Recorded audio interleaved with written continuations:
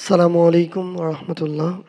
আমি আসলে বিগত 6 মাসে নতুন কোনো বই পড়তে পারিনি। তো আমি যখন প্রথমেই অনেকদিন পর একটা নতুন বই হাতে নিলাম, তো এটা তো শুধু বই বললে আসলে বলাটা কিছুটা ভুলও হবে। পবিত্র কোরআন মাজিদের একটা সারমর্ম চোখের সামনে। আমার আমার একটা চেষ্টা ছিল, সুযোগ ছিল যে আমি চেষ্টা করছিলাম বিগত প্রায় 1.5 বছর ধরে প্রত্যেকদিন সকালে প্রায় 50টা আয়াতের মতো যে কোনো একদম সিরিয়াল ওয়াইজ আর কি অর্থসহ পড়ার যে চেষ্টাটা, তো সেটা প্রায় শেষের দিকেই ছিল। তো সেই জায়গায় আমি যখন এই বইটা হাতে নিলাম, আমি দুইটার মধ্যে একটু পার্থক্য করছিলাম আর কি। তো একটু আগে হুজুর যেভাবে বললেন যে আমার কাছে মনে হয়েছে এই বইটা হচ্ছে আমাদের বই।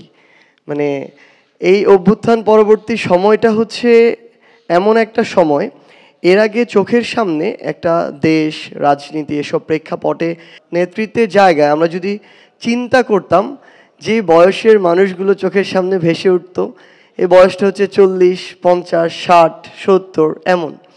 বাট এখন যখন আমরা এই চিন্তাটা করি, আমাদের মাঝে এমন কিছু চরিত্র থাকলেও আমাদের মাঝে এই 20 থেকে 30 এই বয়সের কিছু চরিত্র ভেসে ওঠে।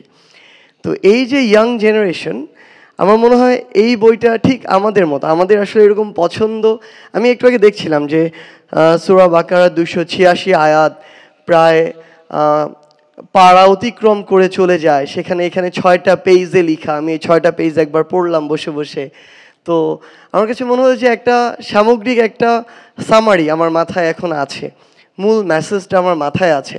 সো আমরা তো একটু ওই যে হুজুর মাত্র বললেন যে আমরা শর্টকাটে একটু অভ্যুত্থানে শর্টকাট ফলো করিনি, বাট এরকম বই পড়তে গেলে আমরা একটু শর্টকাটের দিকে যাই, একটু সামারি নেওয়ার ট্রাই করি। কিছুদিন আগে আমার একটা রাজনীতি রিলেটেড একটা বইয়ের পড়া দরকার ছিল, আবুল মনসুর আহমেদ আমার দেখা রাজনীতির 50 বছর। তো বই দেখি প্রায় 600 পেজের উপরে বই। পরে আগে ইউটিউবে সার্চ করলাম এটার উপরে কোনো রিভিউ ভিডিও আছে কিনা 10-15 মিনিটের। তো আগে সেটা দেখলাম। তো আমার কাছে মনে হয় যে আমরা মানে এই জেনারেশন যারা কিছুটা ভয় থাকে যে আমি ঠিকমতো কোরআন পড়তে পারি না, অর্থ প্রত্যেকটা লাইন বাই লাইন পড়া আমার জন্য টাফ। সো আমাদের জন্য অলরেডি একটা সামারি আমাদের হাতে চলে এসেছে। এবং আমার মনে হয় যে আমরা যারা এই তরুণ প্রজন্মের প্রতিনিধি, আমাদের প্রত্যেকের বুক সেলফে, মানে আমরা একটা জিনিস হয় কি, আমি আমার বুক সেলফে কখনো একদম সবার উপরে একটা জায়গায় কোরআনকে রাখি না। আমার হাতের কাছে একদম যে জায়গাটা, চেয়ারে বসলে যে জায়গায় হাত দিলে পাবো ওই জায়গায় রাখা, সেলফের মাঝামাঝি। আমি মনে করি যে এই এক নজরে কোরআন বইটা দেখে আমার জাস্ট 6 পেজ দেখেছি, সূরা বাকারার সামারি যেখানে দেয়া।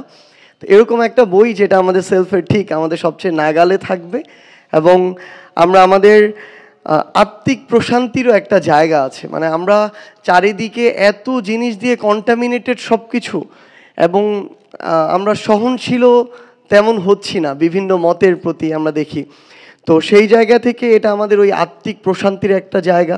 এই এক নজরে কোরআন আমাদের নিজেদেরকে সমৃদ্ধ করার জায়গা, এবং সবচেয়ে গুরুত্বপূর্ণ হচ্ছে আমাদের স্কুল কলেজ লেভেলের যা স্টুডেন্ট, তাদের সামনে যখন এরকম রঙিন বই বিভিন্ন ডিজাইনের সামনে থাকে, তখন এটা ইন্টারেস্টিং লাগে আমাদের কাছে।